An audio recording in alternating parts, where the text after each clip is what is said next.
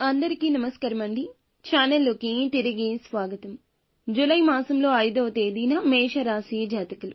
రాత్రి 7 గంటలు దాటాక మీ గుండె దద్దరిల్లిపోతుంది.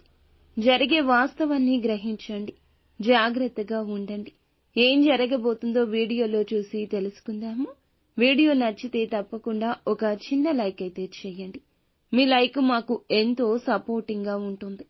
ఇక ఆలస్యం చేయకుండా వీడియోలోకి వచ్చేద్దాం. ఈ రాశి వారు క్రమశిక్షణతో పనులను పూర్తి చేస్తుంటారు. సమయ పాలన అధికంగా పాటిస్తుంటారు. సమయానికి పనులన్నీ పూర్తి చేయగలిగి పట్టుదల కలిగి ఉంటారు. పెండింగ్ లో అయితే పనులు పెట్టడానికి ఎంత మాత్రం ఇష్టపడరు.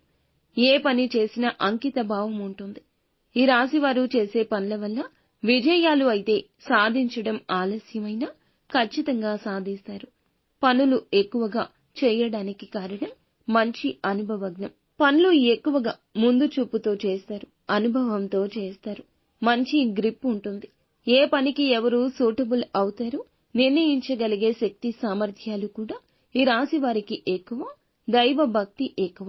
గోచారం ప్రకారం చూస్తే అనుకూలంగా ఉండబోతుంది. అద్భుతవంతమైన గోచార ఫలితాలు నడుస్తున్నాయి.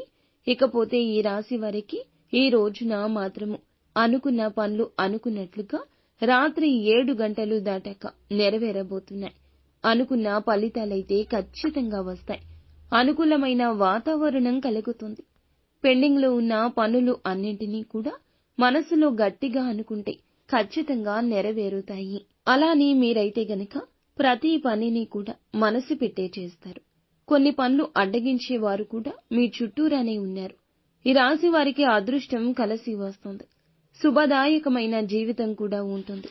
శుభకరమైన జీవితం ఉంటుంది. అదృష్టం మామూలుగా ఉండదు. ఒక రేంజ్లో ఉంటుంది. కొంచెం కష్టపడి శ్రమ పడితే ఖచ్చితంగా ప్రతిఫలితాలు పొందుకుంటారు.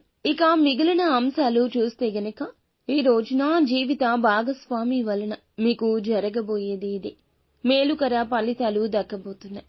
కోర్టు సమస్యల్లో ఉన్న పెండింగ్ కేసులు పూర్తవబోతున్నాయని చెప్పొచ్చు.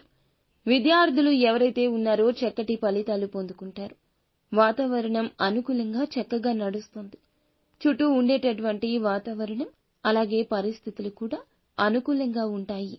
వీరికైతే శివారాధన చక్కటి ఫలితాలిస్తుంది. హనుమాన్ చాలీసా పఠించడం ద్వారా కూడా మేలుకర ఫలాలు పొందుకుంటారు. గోమాతను ఆరాధించడం ద్వారా, నానబెట్టిన శనగలను గోవుకు తినిపించడం ద్వారా చక్కటి ప్రతిఫలితం కలుగుతుంది. సకల దేవతలను ఆరాధించేంత పుణ్య ఫలం మీకు కలుగుతుంది. శక్తి మేరకు దాన ధర్మాలు చేయండి. అపార పుణ్య ఫలితం తప్పక సిద్ధిస్తుంది. ఫ్రెండ్స్, చూసారుగా, ఈ వీడియో మీకు నచ్చితే తప్పకుండా ఒక చిన్న లైక్ చేసి మమ్మల్ని సపోర్ట్ చేయండి. ధన్యవాదములు.